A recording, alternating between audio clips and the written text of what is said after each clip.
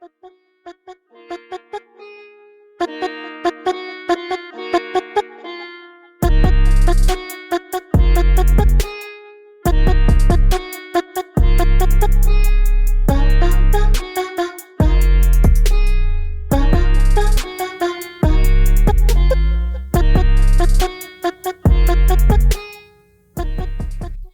to Middle Fingers Up, the show where we hold our heads high and our middle fingers higher. I'm your host, Kieran McKay. Joining us today is David Brunning, distinguished Canadian contemporary artist, bridging his artistic roots between Calgary, Alberta, as well as the creative landscapes of Vancouver, BC. Since the late 1990s, he's delved passionately into artistic mediums with a preference for aerosol and acrylic. Beyond all of his technical precision, which I won't even pretend to talk about, can't wait to learn about, David's art, I feel, delivers a story, a narrative rooted in a rebellious youth wielding aerosol cans to paint enchanting images on walls and trains. And those of us that grew up in the 90s, we know those walls and trains. We all secretly loved seeing that artwork, but couldn't admit it because it was legal, it was bad, and you weren't allowed to like anyone, have any friends that did that. So that's the guy that's sitting before me. And I feel like my 16-year-old is coming out today being like, oh my gosh. But back to the intro. So today, our curiosity leads us to unravel the tale that led to that very first aerosol can and explore the inspirations behind his unique city landscapes. So join us as we get into the evolution from a youth with a can of spray paint to the contemporary visionary he has become. So welcome. Hey, how are you, David? That was really nice. Thank you. I had to add that little piece in there because when I look you up and I look at the work you do and the talent, the colors you use basically are the colors of my life, like all the brights. I just think of growing up around some of the kids that were really getting into graffiti and getting into tagging, but then just that culture that came with it. We weren't allowed to especially me being a brown girl growing up in, BC there, like we weren't allowed to talk to any of the boys, let alone the boys, or sometimes even the girls, some of the kids that would get into expressing who they are. And it was way beyond just tagging. Graffiti meant so many different things then. I'm excited to talk about that evolution with you today. Let's start with how you doing, even though you and I just had like a 6-hour conversation before we hit record. It's always fun doing that. I'm doing well, thank you. I've been back in Calgary. As you mentioned, I'm on the coast now. But I've been back in Calgary like the last 2 months working on what was, first of all, 2 projects, and then it turned to 4. And then there was some canvas activity as well in regards to just people collecting and stepping into that realm. And that's really, it's kind of where my life has gone is more. It's changed a lot. It's changed a lot since the inception and of just, spraying and the excitement and the expressive ignorance of moving into spraying. I mean, you're from Surrey. I'm very familiar with some of the landscape out there in regards to culture. That's like F-ins, Stomp Down Killers, like SDK is heavy out there. There's a bunch of guys that I knew that still do write graffiti out there, and in Vancouver, Calgary, Portland. I mean, it's all over the map now. Yeah. But a lot of us have, as we get older, things change. Yeah. The graphic designers, architects, video game designers, they move from that. It's kind of cool because now they're like, oh man, it's funny. They're like, you still doing it? And I'm like, well, I mean, I would never call myself a graffiti writer today. Yeah. Like I just don't I'm not out in the street. I'm not out, in the trains anymore. Yeah.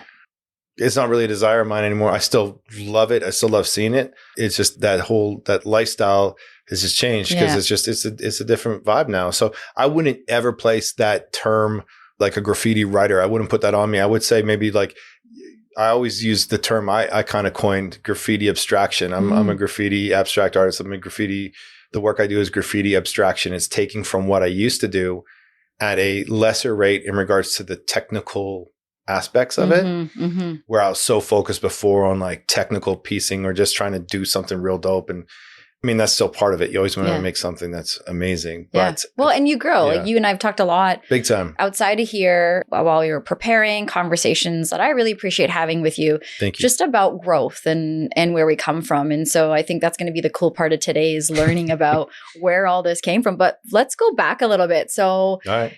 We talk about aerosol cans. So do you remember the first time you held an like where would a kid decide that they'd be into spray paint or aerosol can? Did you steal it? Did you buy it? Somebody give it to you? Like, do you remember the first time?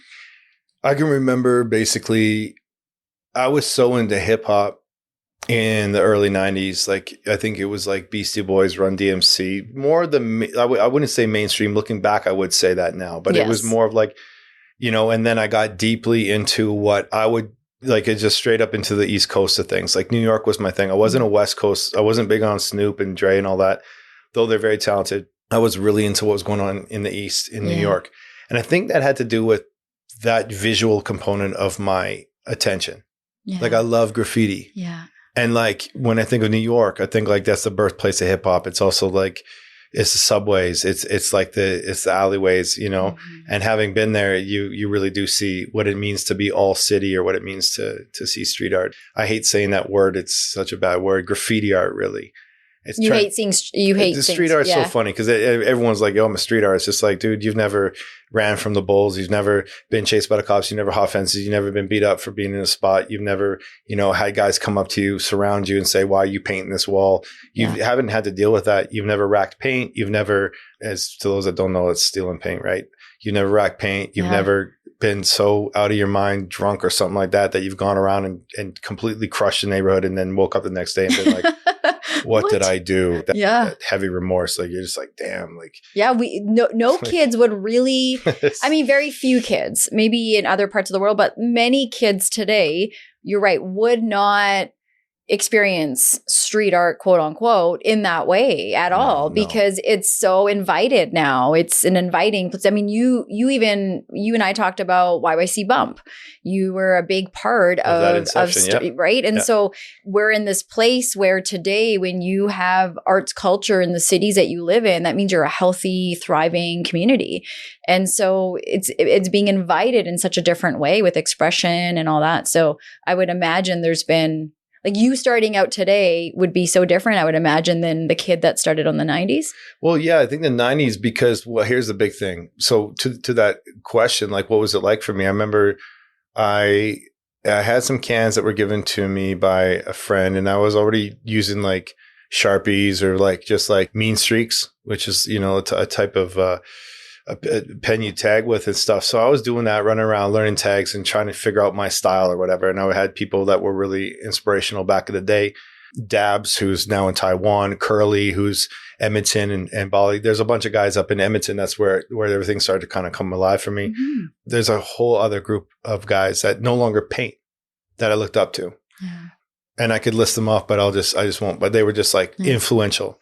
But it was just wild to see that a friend of mine, Short Top, and I'd say the guy who really like kind of brought me in, quits, was in Vancouver, and he moved out east here to Alberta. And so those guys brought me up, and I remember getting cans from them. And I remember Quit brought me to my first train, and I did this like I didn't know what name to write. So I was just like, he gave me my first train and was like, "Yo, let's go paint trains." I was like, "What? This is crazy." And it was using like Krylon, and I think there was something called Color Vision or something. I can't remember.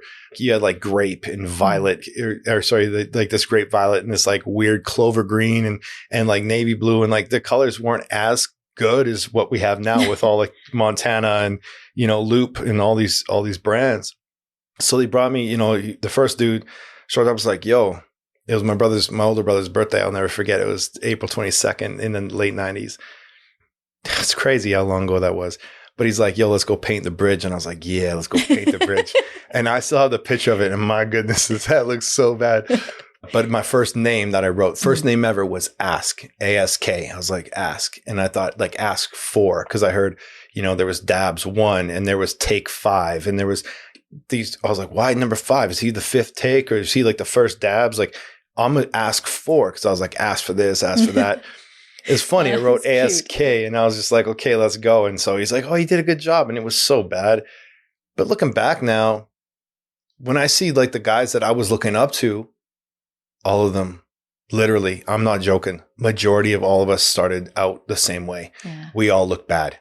We all just did with what we did. So I think creatively, it's funny. It's just funny. I mean, even when I was teaching, like when I did like about 10 years under a good friend of mine, Tanya Ahmed with FFCA, teaching these kids, some of them have gone on and become like actually well-known artists or whatnot, but just being able to influence the lives of high school kids in an art program for a decade. Yeah. What was interesting about watching every semester go by was I could find that there was two, didn't matter, male or female, didn't matter, boy or girl. There was two that were really exceptional. There was probably a pocket of about 4 or 5 that could copy really well, and they got it, but they just didn't get it. Like they knew how to draw something and have style, but it didn't make sense. There's a whole group of them that had no idea, but they're just like, this is fun. Yeah. You know? I'd be that group. Yeah. So there was just, but it was interesting because as I was teaching, I was learning as well. And I started to see the basis of that human reality of just, yeah, this is creativity in the avenue of, if you want to call it graffiti art, in the avenue of letter-based art, in the avenue of, design or just whatever, character and whatnot. But yeah, it was dope. It was dope to see because it really it showed me like, dang, like, and as I started to reach out to these guys that I looked up to growing up, their response, like now that we're older, I'm like, hey man, I'm using, do you mind if I use some of your material in teaching kids about letter structure and stuff? And the response back from them, oh dude, my dad's a teacher. And these are like top, like, or my grandfather was a teacher.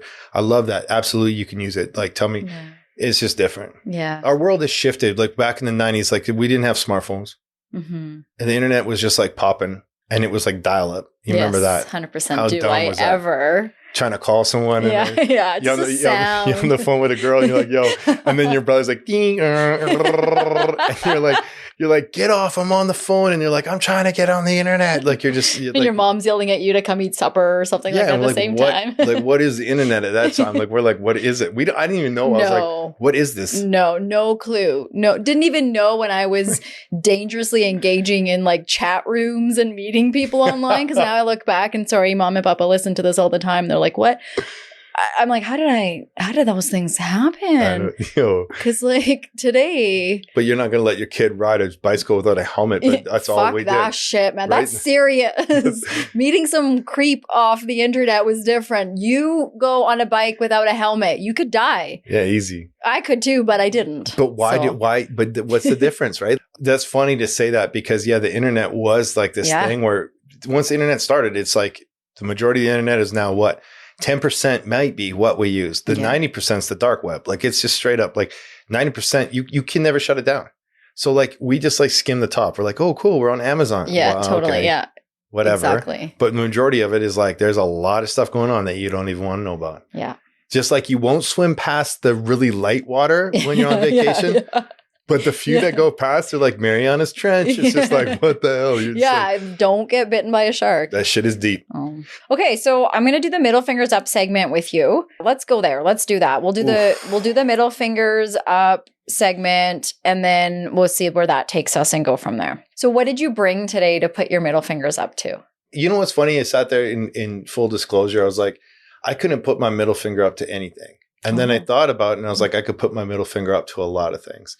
And I think in the realm of learning new ways of living and thinking and behaving and just like learning new mindsets and stuff, I think my middle finger could go up toward, personally, I would say toward deception or dishonesty.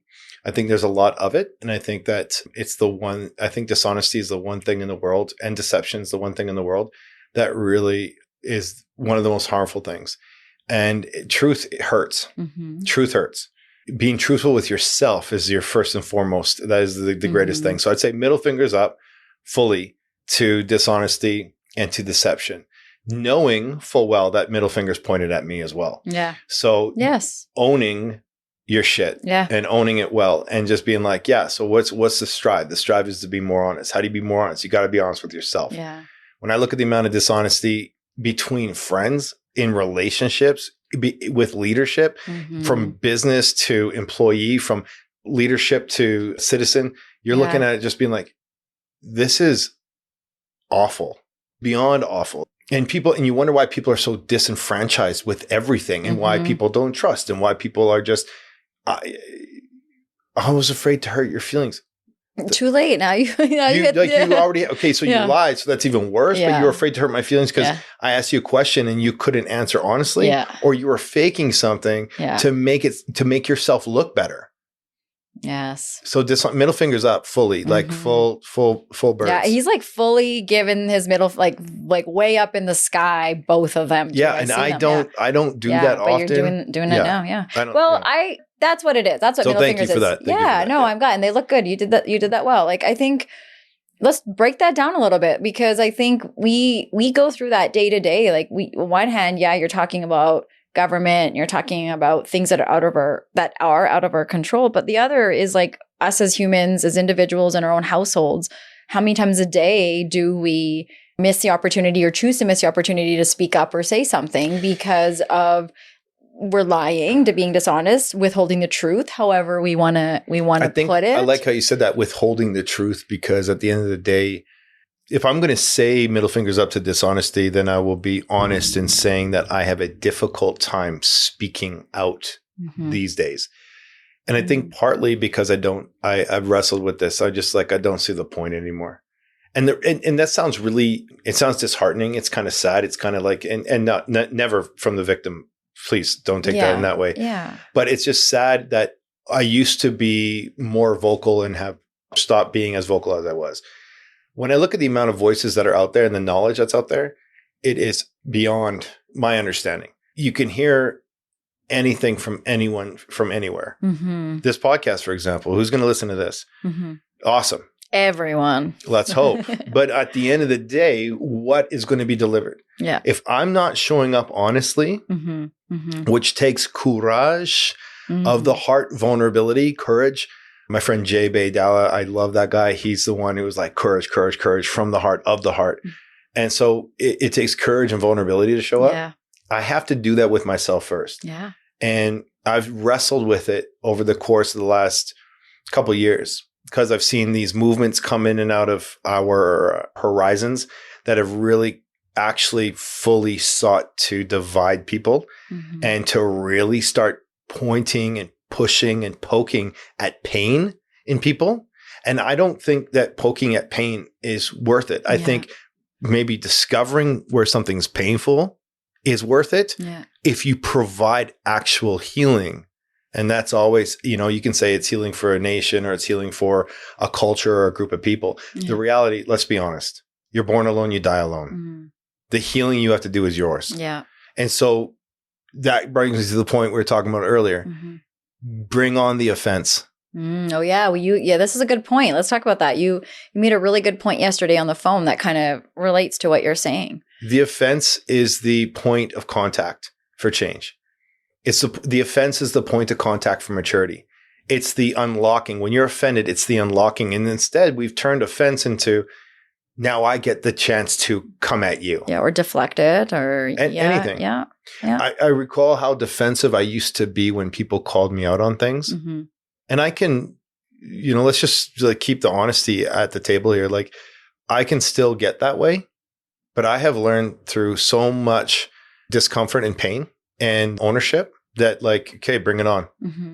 Oh, I think you're this. Okay, why? First of all, I have to recognize that's your perspective. Totally. Facts. That's your perspective. So thanks for sharing that with me. Cool. What do I own in it? And what do I see in it?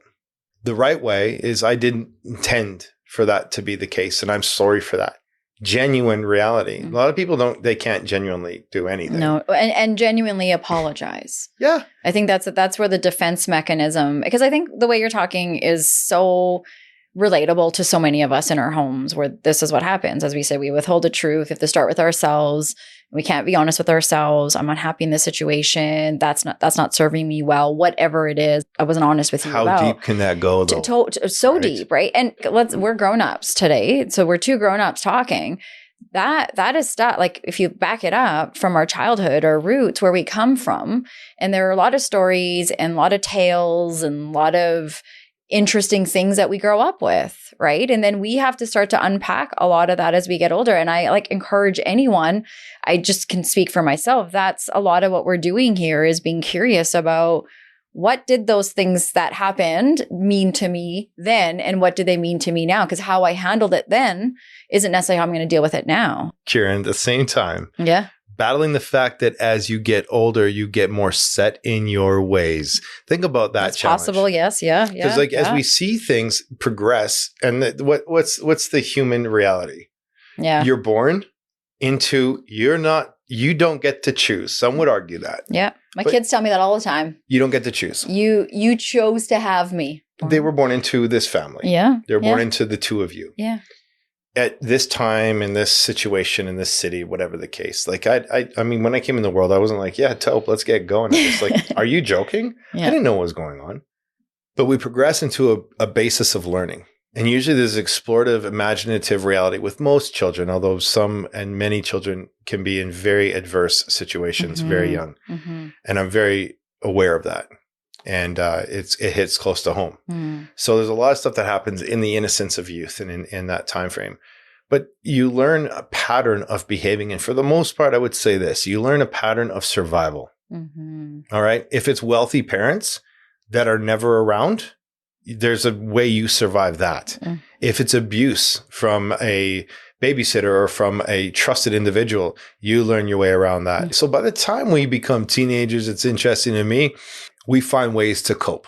Mm-hmm. There's already mental health issues going on. There's already ways in which we are programmed. And usually we think the answer's through medication. Mm-hmm. And so whether the doctor's prescribing something, oh, your child got ADHD. Okay, no, your child doesn't have ADHD. Your child's brain is switching from thing to thing to thing to thing, as Gabor Mate would say, is jumping from response to response to response so quickly. It seems like ADHD, but what it is, it's trauma response. Mm-hmm. And that Gabor is really great at I'm sure you're familiar with that, at explaining that. But really what you were mentioning is this unlearning or unpacking, as you said, but I think the unlearning of things. So you're raised in a religion. So you're raised in a cultural understanding. We talked about this yesterday. Yeah. Mm-hmm. Oh, you can't question it. So why don't we eat beef? Yeah. Like I got so many of my homies, so many of my friends that are Hindu. I love them. I'm like, tell me about your culture. Yeah. Like teach me some words, teach me some language. Like what was it like? What was it like for your great grandfather that moved to Fiji? What was it like for your grandfather? I sit with grandpa and we talk and he shares, and I sit with dad and he talks and shares. So I want to know these things. But why can you not ask the question? Or why, when I confronted my own upbringing and my own understanding of faith or religious context, when I started to challenge it, why was I met with defense? Yeah. And why did my friends who believe the same thing or similar things start to look at me like, oh, he's gone off the rocker? What is it about free thinking or asking questions? And what is it about unlearning things that sometimes aren't healthy? Mm-hmm. And those are the things that I'm kind of like I've consumed my life with, which really ties into the artistic practice, because you learn, like when I taught without them knowing it, color theory. I taught line work, composition, and did it through graffiti art. What's graffiti art? Okay, you're just playing with letters. You're trying to manipulate letter form. Maybe it's like, deeply rooted in hip hop culture. It's funky. It's got that vibe to it. It's got this thing to it. It's way beyond that now. But what's that whole process about? It's art, but you're just doing it through that avenue. Mm-hmm. So how do you deconstruct the letter A? It's basically a triangle with the line moved up into the middle. So how do you change that or manipulate that? It's the same format for life. The expressive reality of artists is to take what they see, what they feel, what they experience, and to push that out. Yeah. Unfortunately, that is not always done because we live in a very design-based world now and a very trend-central context. This works. That doesn't work. This is hot. That's not. And as an artist, if you're committed to the practice of art, you're literally going to go through, you will go through times where everyone's just like, yeah, your stuff's okay. Yeah. Yeah. But then you look back, I said this with my friend Cody. He's like my younger brother. He's just amazing. Cody and I were looking back at some of the graffiti art we did back in the day, and just some of the pieces or some of the drawings, some of the artwork, whatever. Just looking back at things, right? 20 some odd years into life together. And we're just like, yo, that was dope. Like we're like, how did we do that back then? Right. Yeah. Like, or like, man, that was like, we're looking at it now being like, that was actually fresh. my question to myself with that conversation, I walked away thinking, what was it that allowed that freedom of expression or the courage to actually just go and paint that letter that way, or paint the group of letters, that name that way? What was that? What made that feel so alive and cool and unique and different? What was it? I think it was just being present. I think there was such, actually, that's deep. I'm just going to throw that, Kieran, that tripped me out. Maybe what tripped you out? Like what part? Just saying that just being present.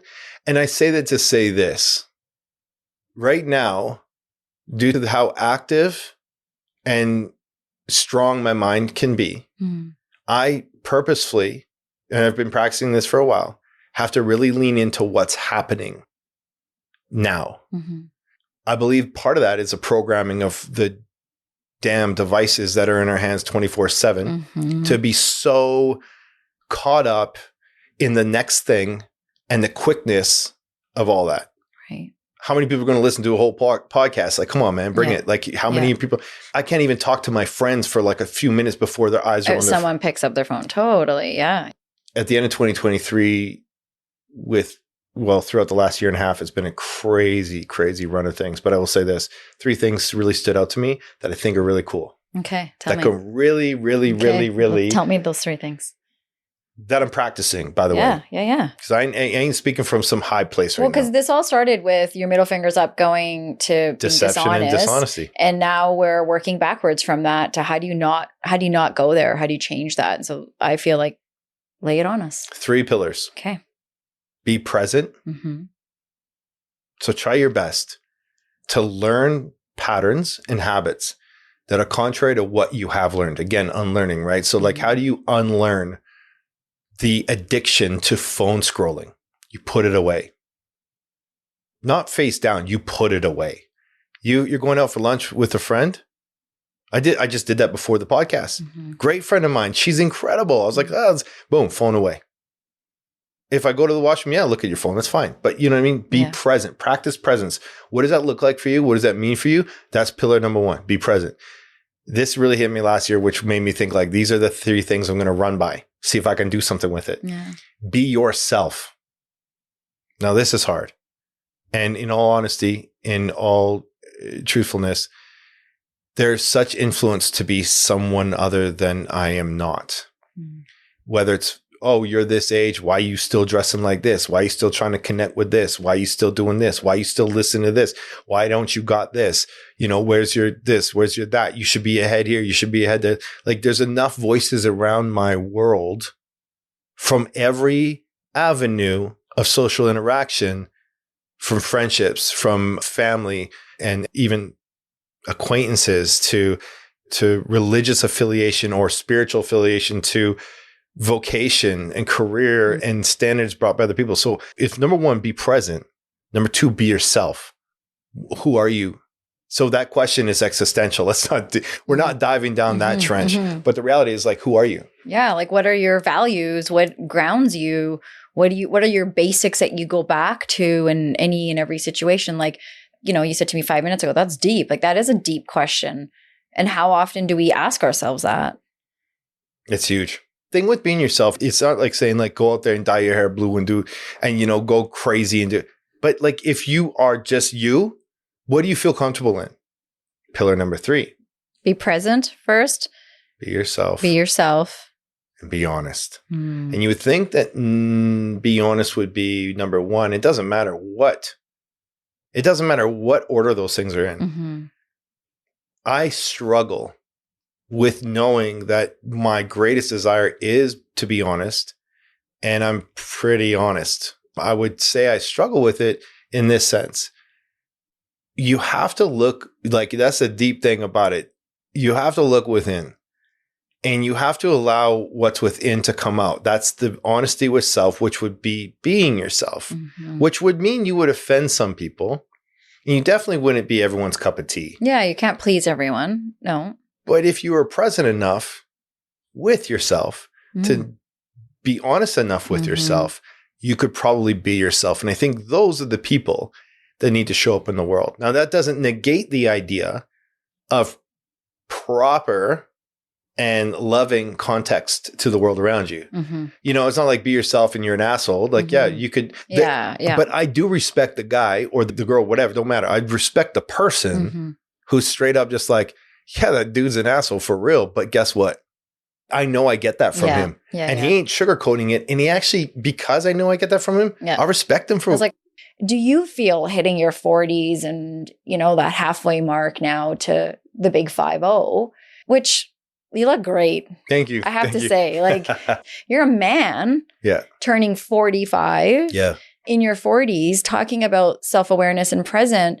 What do you think gets in the way for so many dudes that are in the boat, you know, that can't go there, can't ask those questions about, can I be myself? Can I be present? Can I be real? Can I, you know, like, how did you get there? How have the 40s been for you to maybe help you get there? And you don't glory in something unless you suffer through it.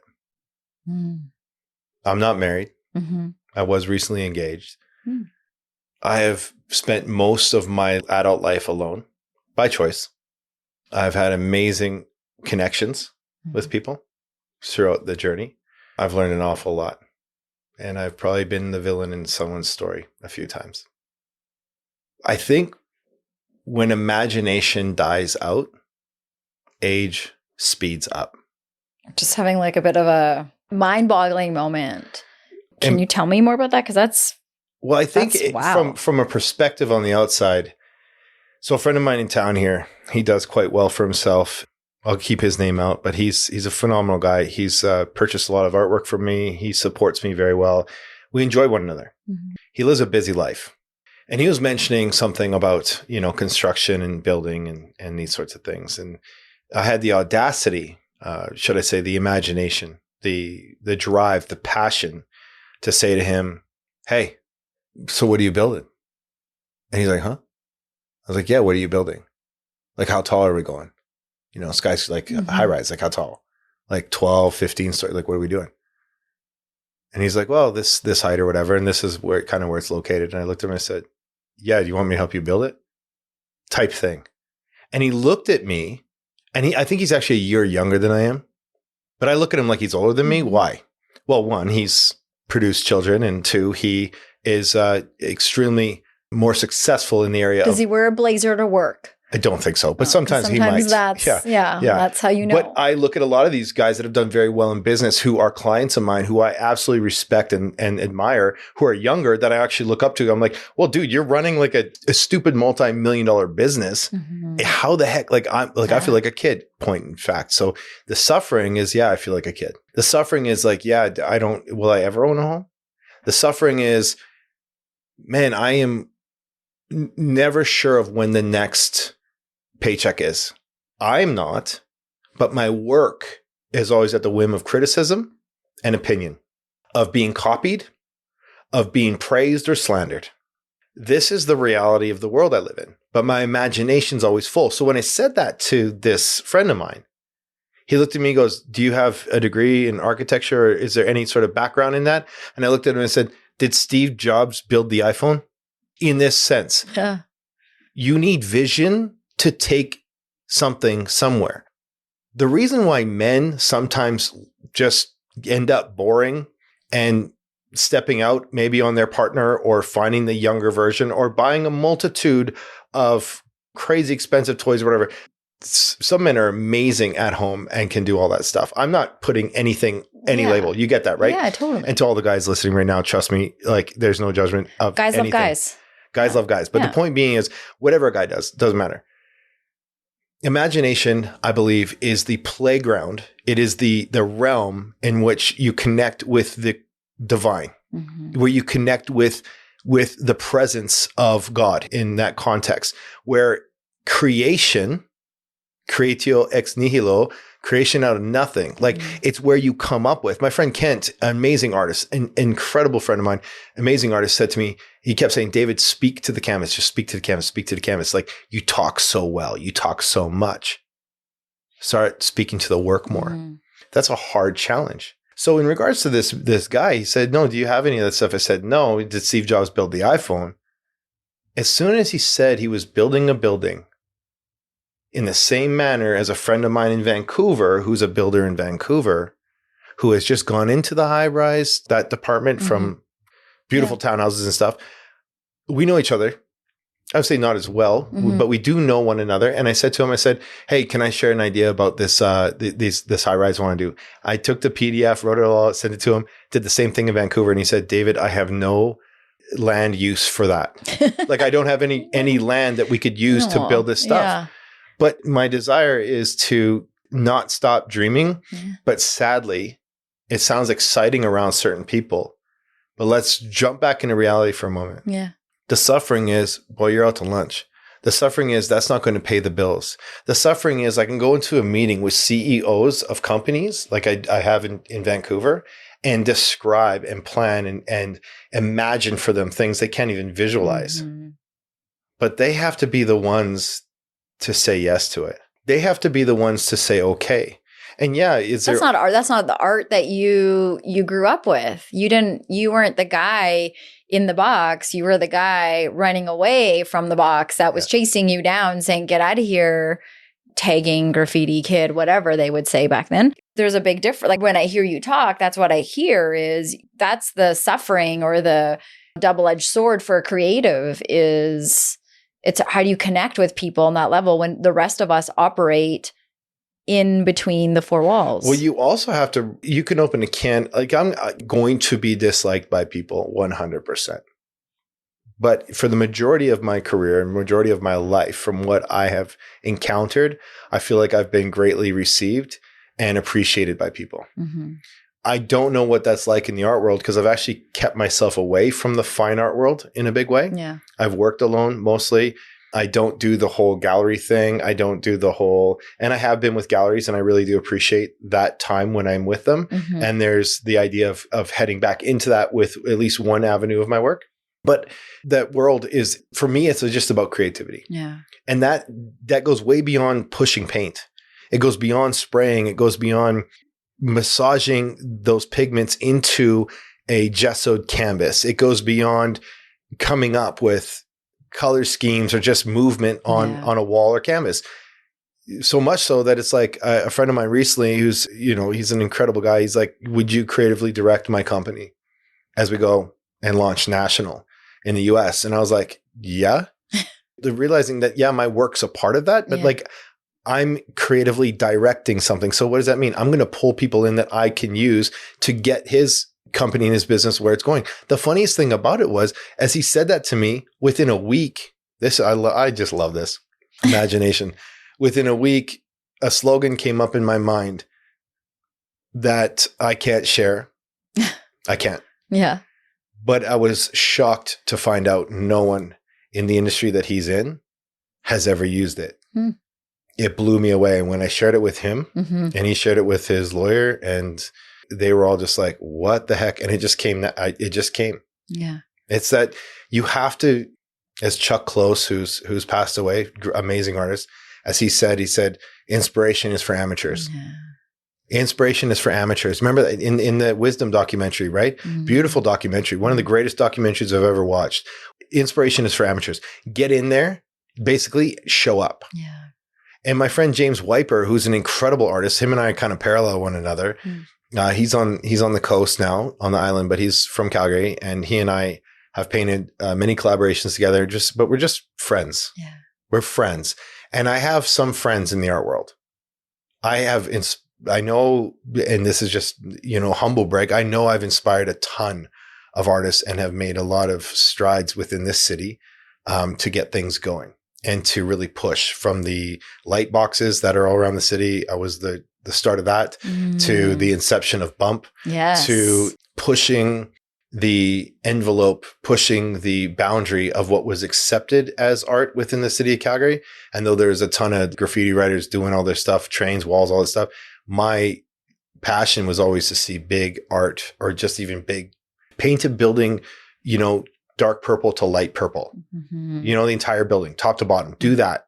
Like that's like my vision is just to see creativity and to see that stuff. So there's been a strong push of that, but I'm really thankful for everything that has gone on and has occurred. And I don't know where the end of it is, but I do know that the imagination to continue to dream, to continue to think outside the box, but understanding some of the box. Yeah. Yeah. Well, that's kind of like how you would then know to think outside it. Yeah. You know, like it gives us, I think, whether it's more courage or acceptance or a push to know there it is, there's that box. I know where it is. I know I can go in it if I have to, or if they want me to go in it, but I'm just going to stay away from it. I'm going to work over here on this end and do all the things that, as you've been talking about. And that comes from no boundaries and borders. And it goes back to, you know, my compliment to you about aging well. It is, you know, this when are you going to grow up kind of mentality, head in the clouds mentality. But for me, like, creativity doesn't get the kind of therapeutic applause that maybe going to a therapist can, or going on medications can. The things that we need, as we talked about in the beginning, to help us manage some of the things that we need to unpack or whatnot.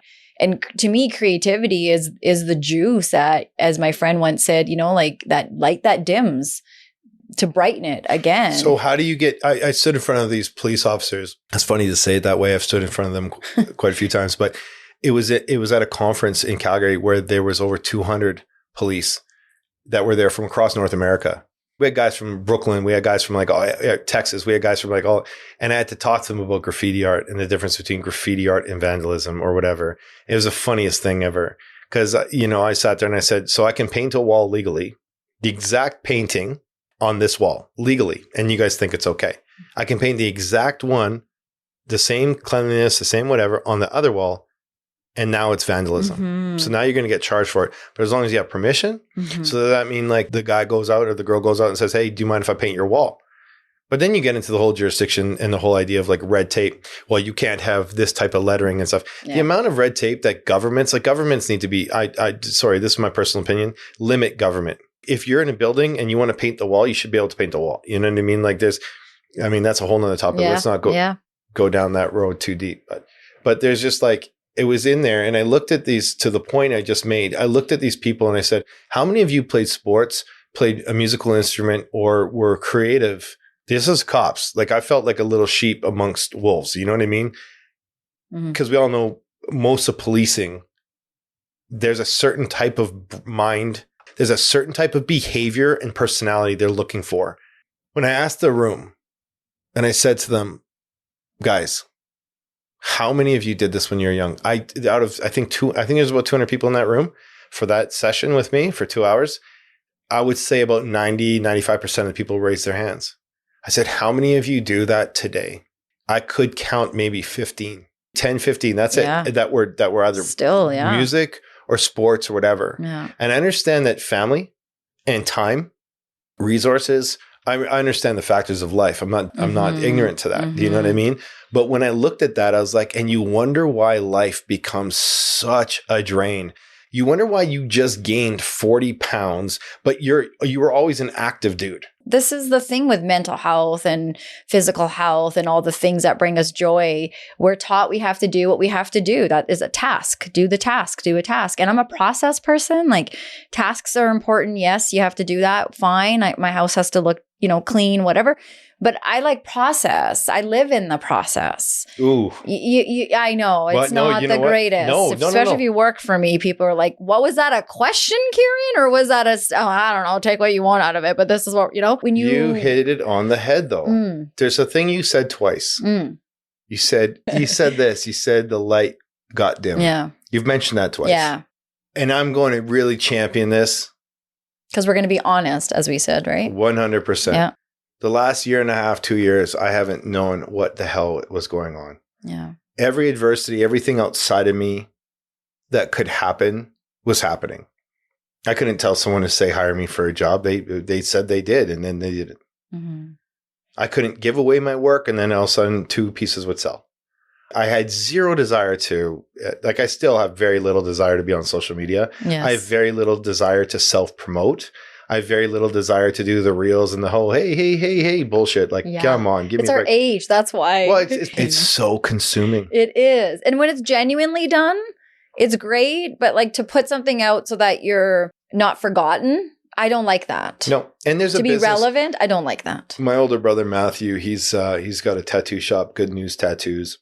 And I just love him. And I love the rugrats that are all there that are all tattooing. And I understand it for business. And I want to help him and see that business grow, because I think it's important. And I think for my business, it's important. Like I look at the social atmosphere more so, even from Facebook or whatever, which I deleted in 2016. Mm-hmm. And I started it up like a year or two ago. Mm-hmm. And I got rid of what I now knew would be a good network of like 6,000 or whatever people. Yeah. Not friends. They were called friends or whatever. But the point being, I got rid of that huge network, which could have benefited me. But I didn't care about that. Yeah. I wanted the peace and quiet. Yeah. I wanted just to chill. But yeah, when I look at socials and stuff, I'm like, okay, that stuff's going on. Yeah. But your light can dim with that. Yeah. So, I mean, like, the last year and a half, with everything outside of my control, I had to come to a point which a friend of mine, Brian, helped me come to understand. He said, David, let go. Mm. I lost my fiance. Mm. I stopped believing blindly, even though I'm deeply studied in some areas.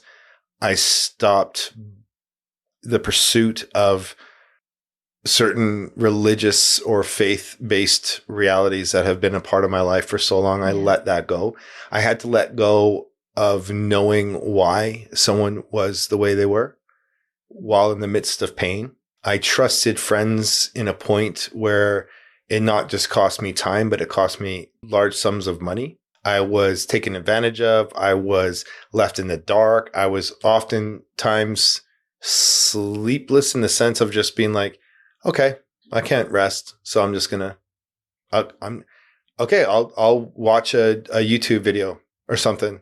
Do you know what I mean? Mm-hmm. I gave up labels that were over me, identification labels, all types of things. I gave up a lot of things in order to unpack what was going on within. Mm-hmm. So that I would say would be a first step of honesty, which is like harder than hell to do, because you're just like, you're living under everyone's idea of who you are to them. You're dialing down the noise is what I hear you saying. All these distractions, deflections, the people, all these things. Just like, this is what I hear you did in the last bit, is dial down the noise. I think the head of all existence, the creator of all, was like son, like daughter, like, you know what I mean? Mm-hmm. Part of my essence, part of my being, this is not what life is. Yeah. And I think what's trippy about that is I always connected that to my own understanding of something. Yeah. But when my life started to come apart in the best of ways, what did I say a little? You don't glory without the suffering. Yeah. And most of us in this world are actually afraid of suffering. Yeah. My biggest fear is losing my parents. Mm-hmm. My dad and I are super close. My mom, I think, is the most courageous, resilient woman. Mm-hmm. My father's this like wise and soft, but strong individual. Yeah. And I had a talk with him just last week after his 72nd birthday. And I said, Dad, I'm afraid of losing you.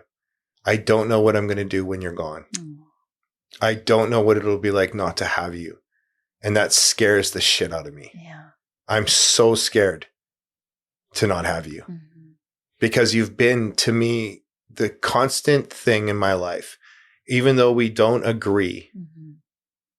And I've been very real with my dad. Let me be straight with you. I've been very real with my dad. Like, I've said some pretty real things to him. Yeah. And the confrontation pinnacle point was like, you either respect me as a man and stop defending yourself and your beliefs, which I very strongly understand, and you learn to get curious with me. And I think that tie-in is imagination. That tie-in, that curiosity, or that desire to know, is missed because of the quickness of life. Yes. The lack of presence in life. When you get home to Carrie, who really needs to be in contact with you? No one. So what settings do we have on our phone now that allow for, if it's mom and dad calling, they can call through. Yeah. If it's the kids and they got their own phones, they can call through. Right. And if it's my spouse or my partner, they can call through. Yeah. I'm sorry. I think I'm starting to recognize is the amount of noise that's going on with the things that happened in the last year and a half, 2 years, even the amount of rumors, the amount of things that people have been saying or like thinking, I don't care. Yeah. Because I'm at the point where it's like my life, I told you earlier before we started this podcast, I was like, no one's going to call me. Yeah, I know. We both laughed about that. No one's going to call my phone. No one's going to text me. No one's going to wonder how I am. No, they do wonder how I am. But I no longer care to put myself out in a certain way. And that is honest right now. And I wish I had the desire to be out there and put myself out there. I just don't know where my voice lands. And I do not know what it matters if my voice is heard. And that, again, that's not a victim thing. What that is saying is someone's going to take the space. So you take the space. That's not the mentality I want to live in. Let that person have their space. I've come undone. I've had to say, I will, this is my mantra this last year. What are the 3 pillars? To be present. To be yourself. And to be honest. Yes. So those started to really hit me when I realized that I was literally without any control except for what I did. Exactly. Yeah. So this last year, what would I do? Well, I had 3 friends commit suicide, men, and I had one die because of complications in his health. The suicides are month after month after month. 1, 2, 3. All greatly loved, all greatly known, all with tons of people at their funerals. How'd that happen? How? So that was very difficult. When you realize that those things go on and then you're like, hey, is the guy's like, yeah, we're doing this mural for sure, man. We're doing this mural. Or you're going out for meetings for like, you're driving to locations, you're getting things set up, you're putting your time through. Yeah. I can only show up as much as I can show up. Yeah. And also like we have so much time allocated in the day. So who are we allocating and what are we allocating it to, I think is okay. And there was a time where we were considered selfish to think that way. And I'm okay with people calling me that or whatnot, or blessed, or however people view me leaving my job, because I know there's conversations about that, but I'm also not entitled to those people's conversations. And also, I hear a lot of what you're saying, and it parallels to, I think, this path of curiosity and growth that I'm on, and dialing down the noise. Maybe it's losing some people in your life that don't want to be part of you growing and changing, or that happens a lot, right? Or caring less, like you said, about labels. Labels can mean all sorts of things. The social media status, all those kinds of things, as you mentioned, the things that we think, oh, this is what will make me feel relevant. I think when you start following your 3 pillars, especially the piece about presence and honesty, you start to realize right before you what really matters. And at the end of the day, like I'm finding your parents do. My parents do, but just being genuine and authentic allows me to care for those family members that I didn't give my time to a couple of years ago because I was busy with all the wrong things. But I thought I was with the right things, right? But that is exactly the point, is that compassion can exist in a place where there's no judgment. 100%. 100%. And I think compassion is something through how humbling the last while has been. Like I moved away from a very concentrated arena, this city, to one not so concentrated, quite diluted, actually, to, a completely different environment that I've been received by my friends out in Vancouver and Richmond, Surrey, all those areas, right? Like the greater Vancouver area, I've been received very well. But that was a huge step, and it was a full release let go. Yeah. I had to do it because I was yearning, as you did, for the light to shine again. Little did I know in doing so, it would get darker. And how did it get darker? That's not some, negative statement. It got darker in this sense. It had to. Yeah. And why? Because it had to reveal. And what's the revealing? I think it's funny because I don't know jack. But if I get talking on something, I feel like I do know some things now, more so due to experience. Yeah. I had a lot of head knowledge before. And I think facts. I think that's beautiful. But when going through it, I was like, whoa, which really separated the wheat from the chaff, so to speak. Like, here's my head knowledge. Here's my experiential knowledge, which gave me a greater compassion toward people who are purposely messing up, or who are stuck in some weird context of relationship or business, or maybe just like, I see differently now. Yeah. And like, how am I supposed to go back? Which is interesting in the context of art, because I've actually if we look at what's being spoken of now and I look back and I go, okay, yeah, I look back, I used to paint pretty, like with the piece I did at the Shaw Millennium Park, the Amor piece, the AMOR, that was so technical. It was so like, that was just like, bang, like I hit that hard. And I felt like if I would have pursued that style wise with the letters, like this, if I would have pursued that heavy and just been out and just kept going, I used to love painting Amor, like Spanish for love, right? Like that's just my thing. So that's what I wrote a lot of. But if I would have pursued that, what would have happened with that? And instead, I look back and I'm just looking at the context of all things and I'm saying, no, there's a constant evolution and constant growth. That the courage to actually step into the constant evolution and the constant growth is what I think makes life fascinating. Totally. But it completely unnerves me, if I were to be honest, because it's like I am unnerved because I'm not that guy anymore. And people are like, oh, this is my buddy Dave. He's this is, people call me Dave still. It's kind of funny. I prefer David, but it doesn't. Okay, because that's what I've been calling you every time I talk to you. Yeah. So no, but Dave is good. David, Bilo. A lot of people are just like, hey, Bilo. Yeah, Kid Bilo. The Kid Bilo. Yeah. Yeah. But is that your alias? Bilo is just short. Is that what your name that you're known as? Yeah, the Kid Bilo or TKB or Bilo. Yeah. Bilo is just short for beloved, which is the Hebrew meaning of the name David. Yeah. Which is Dawood or Dawid. And that's the first time that name was heard or known. And so beloved of Yah is like beloved of God or beloved of Yah. Yeah. So that's where you get Bilo or beloved. So the kid beloved. So it's always, it's just the kid David. Like that's, you know what I mean? Yes, I do. Yeah. So this is, but I realize that people have their context of me. So when a person says like, this is my buddy who does this, in their eyes, I might be that. Yeah.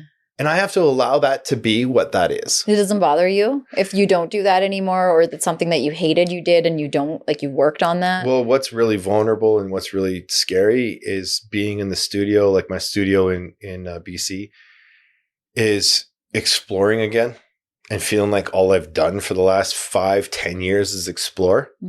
And looking at these guys around me who, and to be honest with you, there are a lot of very talented artists that know how to pick a route of art. And I say that with a smile on my face.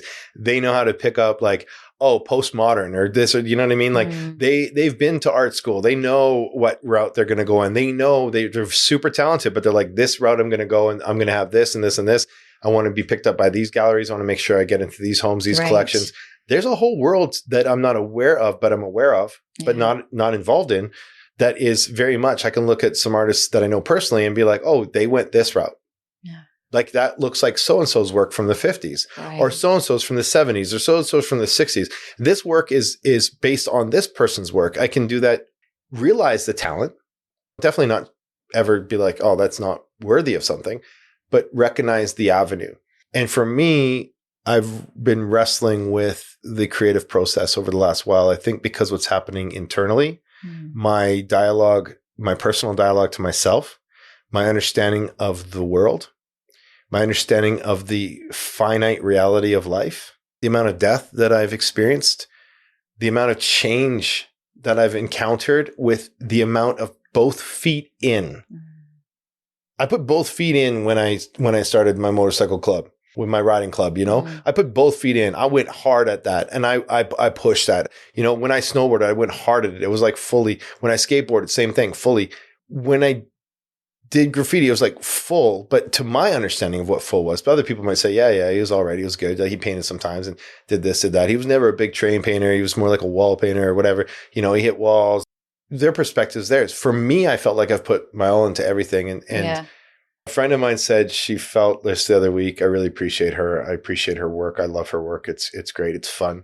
Appreciate a lot about a lot of people's work, but she had mentioned something about the imposter syndrome. And I really felt like if I could say one thing to people, I would say I make artwork for the sake of making artwork, and I don't know what that means. And I still don't know what it means.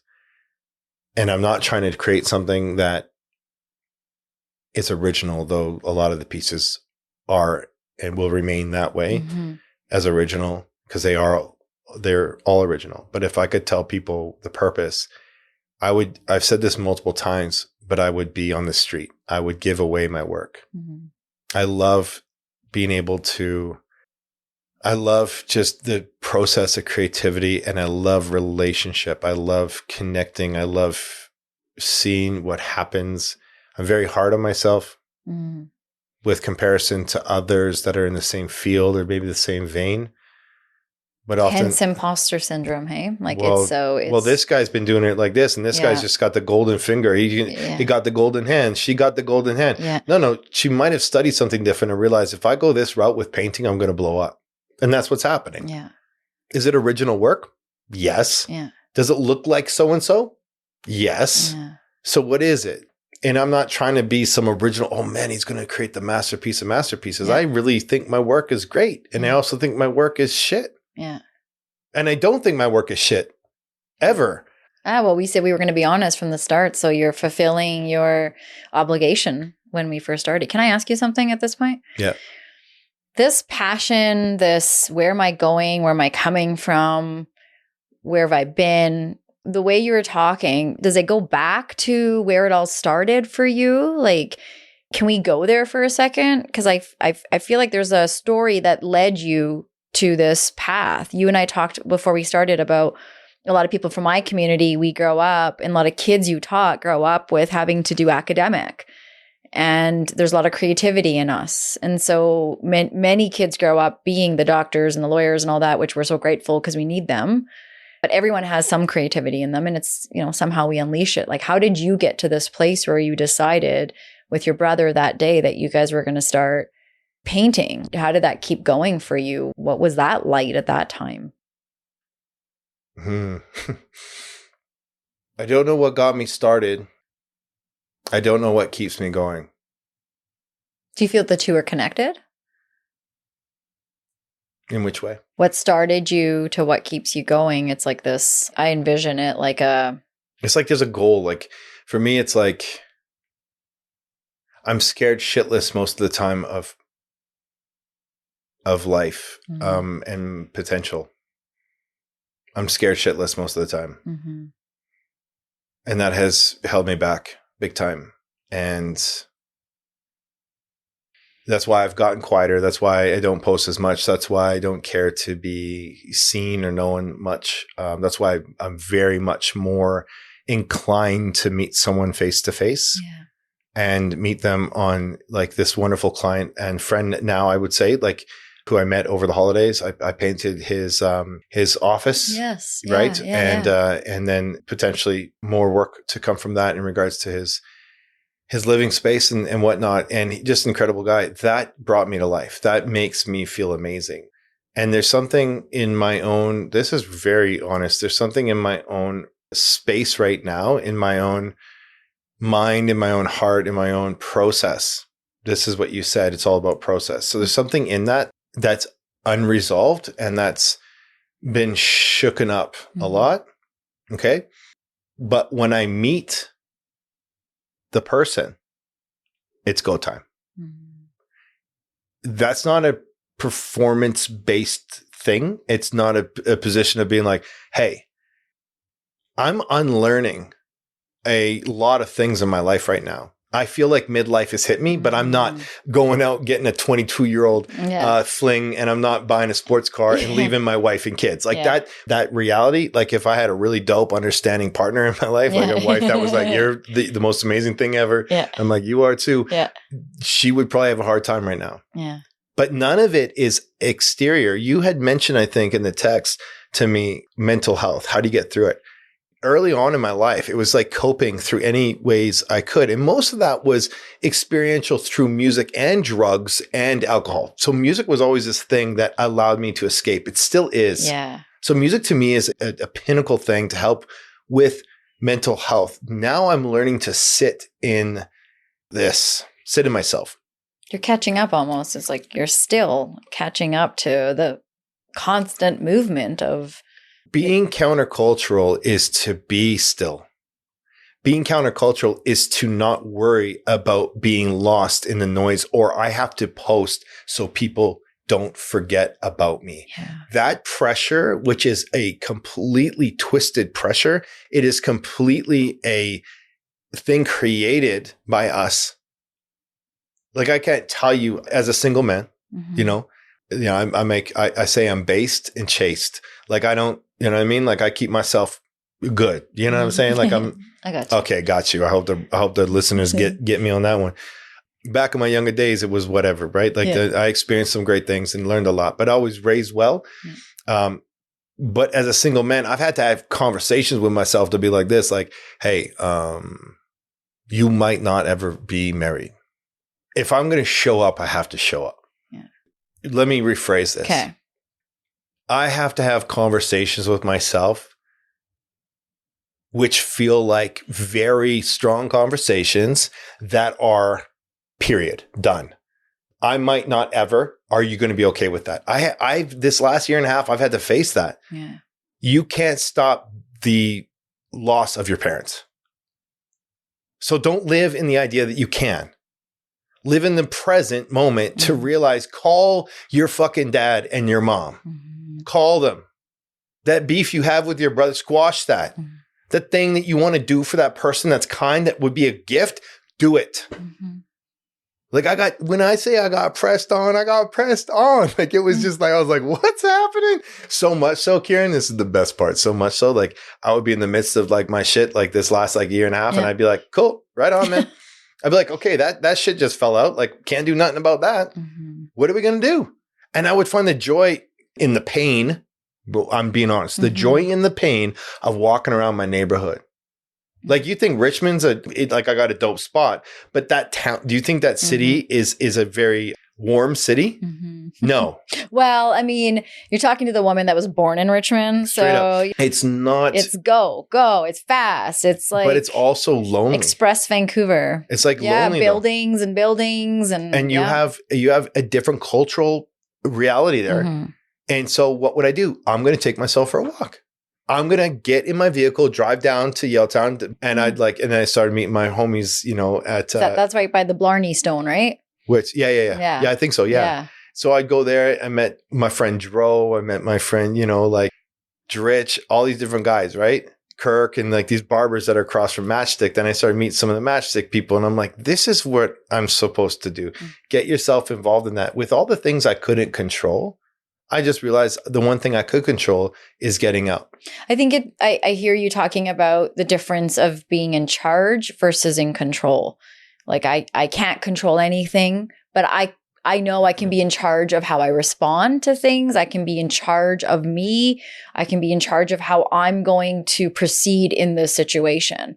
And that's all I can do. And I think, a while back I asked about being in the 40s, and what you're going through is what sort of hit me when I turned 40, and I called it the second act. So even if it's the dude that goes to be with a 22-year-old or buys a sports car, bless him. To me, it's like having this realization of, fuck, I'm like, I got one life and I'm getting close to the end. I'm lucky I made it this far.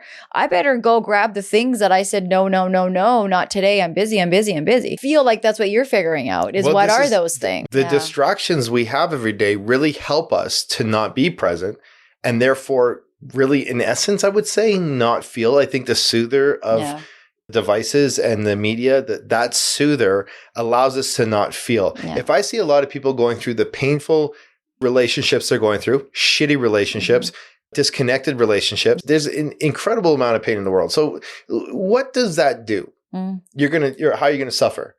You're going to what? Drugs, alcohol, food, pornography, all of the above. Yeah. Gambling, like what feels good? What feels materialism. Good? Yeah. What's going to fill your dopamine rush, your dopamine hit? Because you're afraid to feel. Yeah. I think let's tie it back and to say this. The last year and a half, I spent more time feeling than I have my entire life. Mm-hmm. I learned how to feel. I went to bed alone. Mm-hmm. I learned how to face parts of myself that I had never faced before.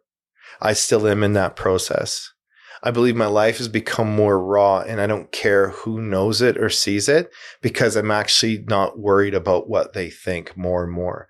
I think people's opinions often come from, as I've seen in my life, their own discomfort and their own lack of understanding, or their own, if I judge, I will be judged. It's my own judgment. 100% is the judgment towards me is what I project towards you. What does the Bible say? The Bible says this, like, judge not lest ye be judged. So what's this? Why is that being said? Why did the Christ say that, right? Like, why did the Mashiach, the Christ, why did he say that? Judge not, The way you judge another, it'll be judged unto you. Mm-hmm. What is this person saying? That the same manner that you judge, it'll be judged unto you. Yeah. So when I think about where our opposition, the division, where all this bullshit comes from, it's deception, it's dishonesty, it is judgment, it's fear. Mm-hmm. There's something there. And I'm like, when I had to confront my own father to be like, yo, I know what you believe and I know what you think. Yeah. All of it? No. Yeah. Because I can't know him that way. But intimately and acquainted with my dad, I know my dad. So if I was raised respectfully and wonderfully by his understanding and his ways, and I'm an adult full on. I'm the kid below, but like I am still very youthful and young at heart, but I have this thing where I'm just like, yo, man, like this is imagination, creativity, pushing forward. If I know what you've shown me, then your concern is really fear. And the fear is that it's based out of love and concern. I want you to do best. I don't want you to fall. Care and concern is a big part of where healthy relationships come from when there is a point of obstacle or, you got to go through effects. Some shitty times to feel. But they're like, I love you and I care for you. So I want to see this as, I want you to be okay, Kieran. Yeah. So I know you, but I want you to be okay. Everyone's got a story. That's right. I think the tie-in to life is to learn to look at my story. I'm trying right now. I'm learning to possibly look at my story and learn to be okay with the skin I'm in, which sounds funny because some people get it real early on, but then it changes. And I felt like I had it really early on and it changed. And I feel like I'm coming back to that. Yeah. And that's where I'm just like, holy shit, like what a year. What a transformative experience to still not feel like you're settled. Yeah. But you're now enjoying the ocean. Like you're like, where's you moved into a new house and now you're like starting to decorate, turning it into a home. I think that is a really wonderful way of saying it. Like you're starting to decorate your own home after what feels like a renovation I never asked for, but I'm so thankful for. Yeah. Showing up is what I learned to do this last year. And some days it's all I could do. It's all I could do was just show up, cook my steak, go to I found this is where this is hilarious. I would go to the supermarket on a Friday night. That was my outing. And that would be my excitement. Yeah. Like that would be what I'd have to do. I'd have to move my body just to walk around while the inside of me felt like I was going to come apart. How did you do that for yourself? Knowing that you're going to come apart or you're waiting to come apart, yet you're telling yourself or getting yourself to do this movement piece. How did that happen? Sometimes in desperation, knowing that I had to move. I've listened to a lot of podcasts. I've listened to a lot of really amazing minds, recognizing that we all have our story. Yeah. And that we've come out of a lot of things and we've chosen a lot of things and whatever. The adversity is part of life and it's the beauty of life sometimes. But I knew that if you physically moved your body, even in walking or riding a bicycle, that's going to change the chemical makeup of the body by releasing endorphins and all types of things, right? So I had to learn to face myself, and the comfort sometimes would be like, yeah, I can go and do this, I can go and do that, and I would. And I had to learn to have grace toward myself in regards to my process. It reminded me of the album that we released back in the day, Dragonfly Empire's TK, who's on CBC Radio, Tariq Robinson. He was part of the group that I was part of, and Nathan Lennett, who ran a indigenous not-for-profit called Refreshed for a long time. And there's just a lot of stuff. We used to rap, and our first album was called Journey is Destination. And little did I know in 99 when we released that would be my life, that the journey is actually still the destination. And I had to show up for myself at 40-something. With ideas popping off and grown men looking at me like, is this guy 27 or 25? Like, I sometimes feel that way when I go into a place because I'm so full of excitement. Yeah, I know. Honestly, people know you. People follow you. People that don't know you today are going to learn about you today. And I think the thing that connects all of us, whether we know you or not, is the level of honesty that you've talked about throughout this whole episode. And it's such a simple thing. And, such a simple thing. I'm going to be honest. Great. But what does that actually entail? And what does that mean? And can I start with myself? And you talk about that. And I think it's amazing that you took a moment and a pause and had an aha moment and talked about oh, this is what I'm realizing, because people like me look up to you, and to have leaders like you say, I don't really know what's happening or what I'm going to do or where I'm going, is a relief for people like me, is a relief for other people, because we don't know. One time a leader had this massive meltdown, struggle, something was obviously going on, a higher up. Anyways, they took a break. They had to leave. And I don't know what the story was, and I don't care. I'm not entitled to it. But that whole thing that happened made me feel like, oh my gosh, I feel like I have so much more in me to give now, because that person that I look to had a huge fall. And now I can relate to them, because I fall every day and all day. Do you know what I mean? So people like you are needed in this world, because the rest of us can't operate off of this perfection world of go, go, go, and you'll just get it. That's not always a reality. And hearing a successful person like yourself say, I don't always know, or I don't know, or I know less and less when I talk, is a relief for people like me and people listening, because we're like, fuck, okay, if you can say that, then that means I can build some courage and take that and tell my person next door or wherever, I don't know what the fuck. I feel like I'm a fake, or I feel whatever that door opens up. You know what I mean? Like, we have to hear that more than I got all my shit together and I'm perfect. Like, I really appreciate you sharing that with me. And I really appreciate you saying that, Kieran, because one of the reasons why I don't show up in some manner of the way outside of intimate settings or more one-on-one, I'll say, my friends know, but my friend group has gotten small. My acquaintance group is probably quite large. It's okay that people know of me. They might hear this podcast and be like, oh, I know him now. No, you don't. You know parts of what I've shared with you, but there is a willingness in me to share with those that I have grown to trust and grown to build relationship with. And you sharing that with me really put it, just what you just said there, kind of just opened something up for me in the sense that I have wanted to show up, and I used to, and I wanted to continue to be just authentically me. I said last time I was happy was probably in my 20s. Yeah. And I think about that, and I think it's correct, because I was such a carefree, dreamy, imaginative. I drove a station wagon with graffiti on both sides and skateboard stickers all over it. It was a Chevrolet Celebrity. It was orange. I dated the most beautiful girl. It was the first love of my life, really, essentially. And she was fantastic. And she was from a completely different background than me, and social status, that type of thing, whatever. Yeah. And we were both very young, and we didn't know what we wanted to do. And I didn't know how to get to where I wanted to go. Yeah. There was a lot of joy there. There was a lot of happiness there. Adventure. Yeah. I think with age, things happen where you see the realities of, we've talked about life, about death. I've seen a lot of death in my life. I've seen a lot of loss. I've witnessed a lot of things that have asked me to step to the table and either step up financially, emotionally, spiritually, or just grin and bear it. That's a lot of our story, maybe a lot of our stories, but I'm encouraged by you today.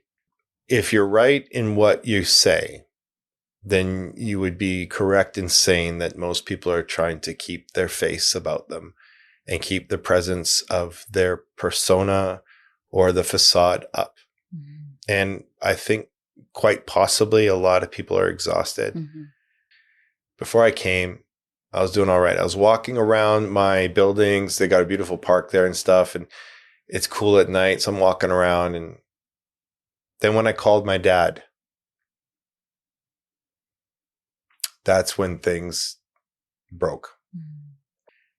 And they broke because I just said, I'm tired. I'm exhausted. I'm exhausted of, I've put something out there in front of myself that I have to live up to. I'm tired of it. If there's an image or a requirement of me that I have created for myself because I have to take ownership first, I'm tired. I don't want that anymore.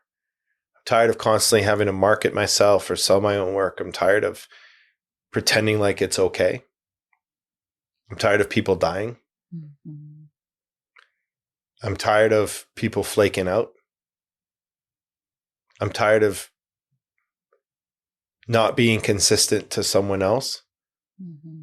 And you would think like, oh man, you're mid 40s and you're single. You don't have kids. Like, aren't you tired of being alone? In some ways I am, but I learned something in it that I can share with you is that the richness of close friendships and family really can satisfy.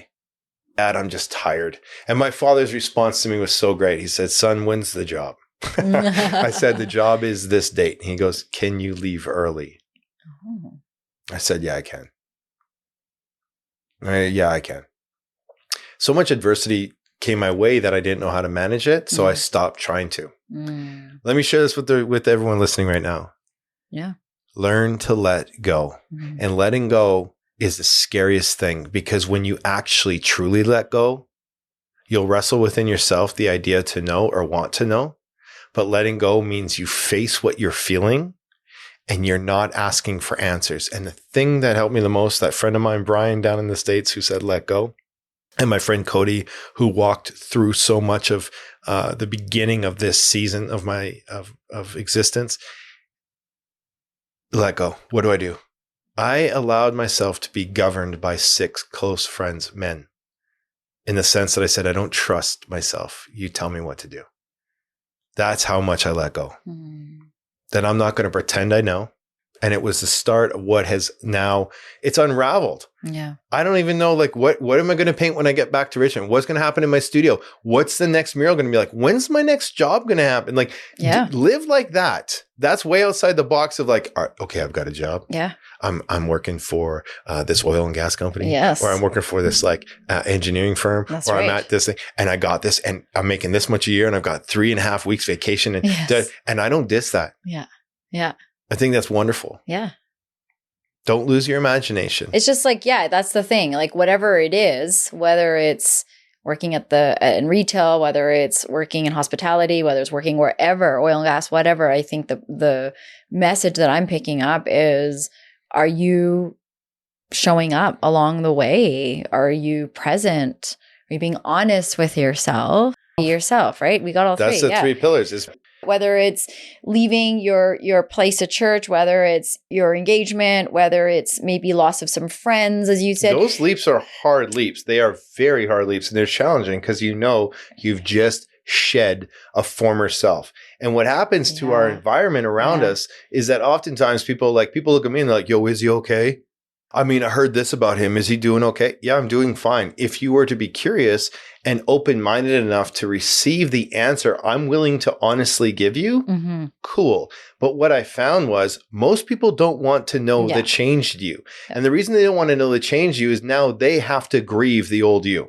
Yeah. And maybe even, again, it goes to comparison. It means that I should do my own growing, right? I learned this at work years ago. You get a list. Let's say a list, whatever the list is, but it's got 100 people's names on it and it's got all this information.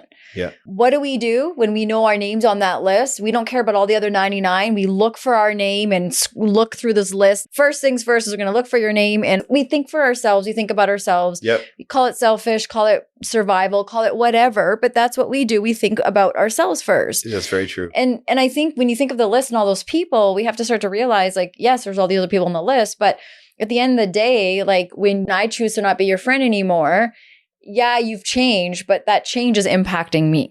And that's what it is at the end of the day. You're at a place of work and someone says, I'm going to quit in 2 weeks. People are sad you're leaving, but they care. What the fuck is that going to mean? Do we all have to work overtime? Do we have to pick up the pay? Because how's that going to impact me? Because get you. We think about ourselves. So when we ask those questions, we don't really ask, we tell, we want you to be okay because if you've changed, let's say even for the better, that's going to sting. Or the change is such a challenge, whether it's like leaving a faith or like what you said, you were talking about growing up with a belief and an understanding. You're like, why do we do this? You don't ask questions. Yeah. Yeah, you don't. And so what's on limits, what's off limits, that sort of thing. I think the reality is a lot of times the comfort is a killer. Yeah. It can be. I think comfort's amazing. I love my bed. Like I have an organic mattress. I've got everything is like I got like Sunday, that Sunday fun day. Yeah, no, but Sunday is, I love I got a Sunday cloud, like it's just amazing. That bed's awesome. I didn't even know that's comfort for me. And I got like, I spend money on sleeping. I will spend the money on it big time. That's the comfort spot for me. Yeah. What else is comfortable for me? Well, I really enjoy watching movies on my laptop. There's a comfort in that. Yeah.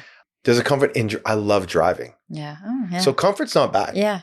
But what I find is when comfort is on the teeter line of complacency, which is really difficult, and you're actually sacrificing the potential of who you are to a degree, that's where you got to kind of like wake up a little bit and check yourself. And totally, before you wreck yourself. Check, exactly, right? Wrecks and effect.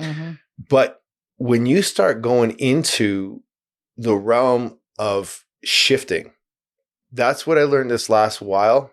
I had to be okay with the idea that people are going to talk. People are going to disagree. I'm going to lose connections. I can honor those connections, however. So I learned a big thing about appreciation and thankfulness. And I learned that I'm not everyone's cup of tea. And I also learned that the friendships, some really close friendships, I'm thinking of one person in particular right now. He was such a close friend of mine. We get to connect. I might talk to him once a year. And I look at my parents' life and I go, oh, that happens. And we were so close and we're not. Yeah. And I can honor that and release that. But if I'm going to be true to those people and really true to myself, I know I've got to move forward. Yeah. So I've taken some risks, my sis, Carm, she's like, David, she says to me at the beginning of the summer or whatever, she's like, what's home to you? Like, ask your question, like, what's home? Because I, up and left and I moved to Vancouver. And then from Vancouver, when things, ended, I moved to Richmond and got like a really dope spot there. Like, what is home? If you can answer that question, been there ever since. Like, what is home? So a lot of great questions, not a lot of answers. Okay. A lot of great questions, not a lot of answers, but a point where I am able to be okay with what has been. Yeah. Learn to be okay with what is. And know that I just have to be here now. And that's actually stopped me from making really strong, vain or empty commitments. Oh, yeah, we'll do that. No, I'm not sure if I'll do that. Yeah. Right now, I can't do that. I'm doing this. It is selfish, as you're saying, because you have to take care of yourself. Yeah. But in doing so, I'm able to show up for other people more. And in not knowing, as awkward and vulnerable as I got a little while ago, in not knowing, it's given me grace toward other people and allowed me to see them differently. Sometimes to the point where I don't want to talk to someone because I'm like, oh my gosh. But if I do, you know what I mean? If I do talk to them, I'm going, hey man, don't stress about it too much. If I am stressed, I can say I am stressed because I'm feeling this way and I don't really know what to do. I'll go write, I'll go journal, I'll go. It's like I hear, and I think this is really cool, especially as a man, hearing you talk about how to be there. You're learning how to be there with yourself. You're learning how to ask yourself the questions. You're also okay with not having all the answers. And I know for some men, the way that wiring works, that's hard because it's a fix-it mentality and let's fix it. And so being in this, okay, let's just see what happens, or I can be in charge of this much and I don't know what the rest of it is going to be. I think those are really, really important parts of life that maybe we didn't need as much in our 20s. I mean, our brain wasn't really fully developed anyway. So we are still impulsive in that way. And we don't have the capacity in our 20s to think about, I always say the 20s was being immortal. You could party all night and wake up 2 hours later and do a laborious job and then go party again later. Like to me, if you can do that, you were immortal in my mind. Just thinking about that right now, I'm like, I need a nap. Just imagining what that would entail. But anyway, it's really refreshing to hear you be real, be raw. And in the moment, as you're talking, you're figuring it out. Like I can tell you don't have answers prepared. You're not waiting for me to finish talking so you can answer whatever. Well, this is a really bad first date in the sense. It would be the best one though if people had awareness. Well, here's the thing. This is figure so much out right there. I use that context and that analogy of the idea of a date because there's always the best foot forward. But are you getting something out of it? Are you learning? Are you growing? Because the minute that stops for me, then this project, it's kind of what you said with murals and YYC Bump as well. Right. How you started your career and where you are at now, things have changed. Massively. Right. And it doesn't take away the great and the good and where you came from. I wanted to be known and seen, and I met with the greatest Beth and Dawn and a whole group of women that used to run the arts part of the city of Calgary. And they were like, David, we love you. And I'm like, well, I love you guys. What are we doing? Yeah. And they're like, do you want to do the light boxes? We got those going. And then by the time Bump came around, they're like, David, what do we do? I'm like, this is what you need to pay people. And these are the walls you should get. I know the owners of the walls just through relationship. Yeah. Everything in my life has come about through relationship, and everything will thrive and carry on by relationship. I am a villain, like I said, in probably a ton of people's stories. I've probably hurt a ton of people. I've probably been to them someone that's not cool. You know where villains come from, though, right? I'm not sure. Villains have the best backstory. They all started with a sad story as well. They all started with trauma. They all started with being misunderstood. And at the end of the day, become this big bad wolf. When I say I'm the villain in people's stories, I'm okay with that now. Yeah. Yeah. But I also know that the perspective of the villains in my story aren't. Yeah. Here's the thing. Can you be thankful for the opposition and the adversary? Well, I appreciate that. And I think this brings us to a good place because you have been doing the homework that I asked my guests to do the whole time. So before I ask you for a final call to action, I'm going to ask you, is there anything that you wish we did talk about today or that I asked that maybe we didn't talk about or I didn't ask?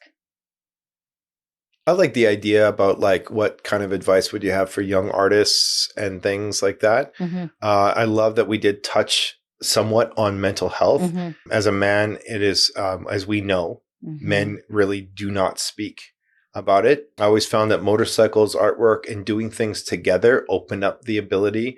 So I love the motorcycle world for that, the riding club that I'm part of and got going. And it's about community and connection. Wherever it is you go, whether it's your church or temple or the gym, sitting with friends, wherever it may be, there's something about connection that I think active connection, which is very active connection, right? Because if you think about it, the world would boast that we're connected right now because I know you and you know me and I follow you and you follow me. So we're connected. No, we're not. Active connection is what?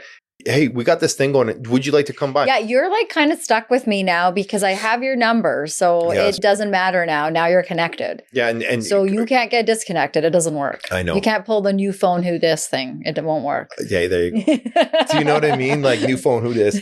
I think what we've talked about today has been encouraging. It's been challenging in the sense of like, I literally felt like I was on a teeter-totter there with how raw things felt probably an hour ago or whatever it was. Like, I really have not cared about time. My phone's been away. I haven't cared about what I'm supposed to do tonight. I'm not thinking about anything else except being here. Yeah. I feel it too. I feel it. And you are good at this. Well, by the way, I appreciate that. All I'm doing is helping create a space. That's it. And you're bringing safety to the table and you trusted me to have this conversation. And I appreciate that. I think there's something magical about sitting in front of someone, and sometimes driving is more therapeutic, I found when I worked with young people, because you're not looking at each other. Driving. It's at the end of the day, like whether it's a riding club or what, it's connection. And we need it no matter how hard we try to fight it or say, I don't need that bullshit or what. You need it. Find it. Connect it. That's how we thrive. That's how communities thrive. If we can encourage one another to be, I want to use your words, Kieran, I want to use your words, to be, if we can encourage each other, that it's okay to be in the process. Okay? Process, whichever. Tomato. Yeah, this is going to so this is like, there you go. Yeah. Potato. Yeah. But that one doesn't work that well. Yeah, but it does. Yeah, it does. So if we can learn to have grace, I love that word, to be gracious enough to allow people to let someone know, hey, it's okay that you're in process and it's okay you don't know. Please, for the life of your life and the people around you, do not believe the lie that you think is true. Yeah. You're not going to make it somewhere. You're not a failure. Take it from me. I don't even know what my future holds. No one does. Oh, but so many do. So many think they do. But here's the reality. Learn to walk with people and learn to extend your door, open your door to people, or to make that call. And I'm practicing this today. That's why my life's gotten quieter. That's why I say my phone's quiet, because I'm learning to be okay with me and to invite in or to set up proper boundaries where it's like, hey, yeah, I can hear this. I can listen to this, but let me, maybe this person would be good to talk to. Have you thought about this? Or, hey, is there something you can do to change, move, be active? So I think the 3 pillars are going to challenge people enough to start adopting those things, but adapting to the changes that those things consist in. Yeah, that's the key. If you adopt those 3 things, to be yourself, be present, and be honest, you will adapt most likely in each circumstance. Be okay with the process because things are going to change. Friendships will change. You'll start seeing, hey, does that serve me? And it's not because that person's bad or not good or whatever. It's just like, I'm not interested in that anymore. Yeah, exactly. But I love you enough to let you know it's all good. So is there anything that you would like to add for the listeners? If there's one thing or anything that they could take from our conversation today, what would you want that one thing to be? Get to know yourself better. Yeah. And in so doing, you'll probably start to understand others just as much. I think the focus there's a lot of people that would say focus is really on self. Yeah. They're like, oh, we're in such a self-focused culture. And I would agree with them in an extent, but get to know yourself and know that it takes others. That's a good way to put it. Yeah. Others are going to help you and you're going to help them. Yeah. And so it's like kind of like this like universal idea, not universalism, but it's just like, I mean, I'm going to learn from my offenses. I'm going to learn from my triumphs. I'm going to learn from my friends, and I'm going to learn a lot from my enemies. I'm going to learn if there are enemies. Yeah. Yeah. I don't know. Are there? Well, I don't know. I love what the Christ says, where he says, you love those that love you. So what? Everyone does that. Love your enemies. There's the work. Yeah, that is the work. So if you love your enemies, do you actually have enemies? That's the question, right? Like you got to love them. It's like the chicken or the egg, which came first, right? That I can't for the life of me. Yeah. I would say this, like there was a moment here, many moments that we had together today. Yeah. I think just to know yourself, to get to know yourself. I think the 3 pillars that I discovered and became aware of, I think those are great to share. Yeah. I like how you said our pillars, because I think really as humans, as people, the differences we have are the things we should celebrate. I think that's really key. We shouldn't isolate our differences, and we shouldn't make one culture, one idea, one difference more prominent than the other. Yeah. I think there's something we learn from the person that's in East Vancouver yelling at a wall to himself, to the angry Uber driver in Surrey who's trying to feed his family. You know, I always sit and talk to people like that. I always just like, yo, tell me about like, what's up, man? Like, what was Russia like? Or like, you know, like how was India? Are you married? Like, what's Africa like? Or like, whatever. I've learned so much from people just by asking questions. Be curious. Yes. And keep your imagination. I think like we said at the start, creativity, keep your imagination. And if people look at you like you're some dude that's just running around without direction, that might inspire someone. Yeah, I mean, that's perfect. As you encourage me, Kieran. There you go. Look at that. But you know what's funny? I show up here and sure enough, there's this, that, and the third to think about. But at the end of the day, I really do know what I'm doing in many ways. And I'm okay to not know what I'm doing. And I think it startled me today in speaking with you to realize that I was like, I don't know what I'm doing. And yet, like I said to you, when I'm in front of that person, that client, that friend, when I'm one-on-one with someone, everything shows up. Trust the process and know that everything you need for life is inside of you. Yeah. It's just waiting to be revealed. And the offense and the hardship likely will bring that out. Yeah. Lean into that, right? When we're offended, lean into it. Perfection is not a pretty place sometimes. Often. Yeah. Right? You said a lot of great things today.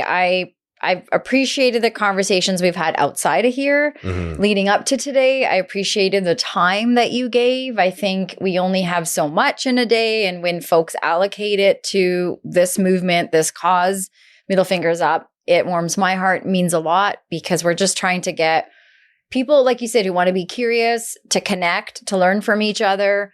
Everyone has something to offer, but I think we all have something to learn, like you said today. So I hope that folks can walk away from this with a little bit of hope, as well as what are we doing to undim our lights. I love that point you made. Thank you for that. Well, thank you. So for everyone else listening, these conversations, as we say, are door openers. So if you really like what you heard today, reach out. Tell us what you liked. If you want to know more, reach out. We'll try to do our best to give you more. And if you have a thought or idea that maybe you want to share that will help us bring another guest on or have future conversations, you know where we are. Come find us. We really look forward to your feedback. Thank you again, David, for being here. I really, really appreciate your time and this conversation. I appreciate you. Thank you very much, Karen.